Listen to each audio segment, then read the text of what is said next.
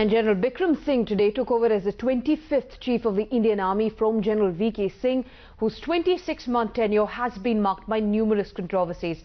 But today, General V.K. Singh, who served the army for 41 years, refused to comment on all the controversial issues while passing on the baton to his successor. The 62-year-old Singh has been in the army for 42 years. For him, the last few months have been controversial on account of his claims over date of birth and leak of his letters to Prime Minister on army's preparedness.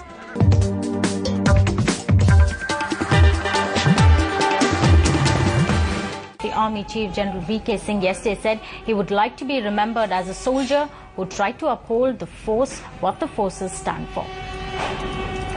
And General Bikram Singh, who's taking over from General V.K. Singh, said his focus will be to strengthen core values of honor and integrity. And speaking to Sainik Samachar, General Bikram Singh says we all belong to the best army of the world. His top priority will be to ensure the operational readiness of the army.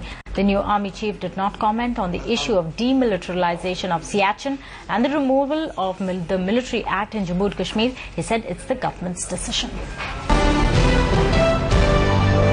What we have been able to achieve is changing of the mindsets in the army. It's more transparent. That is why you find you come to know more about the army. If it was not transparent, you would not have come to know a lot about the army. कोई विवाद नहीं है, कोई controversy नहीं है. मैंने कई बार कहा है कि कुछ चीजों को अगर हम ज्यादा तूल देने लगे तो कंट्रोवर्सी बन जाती है.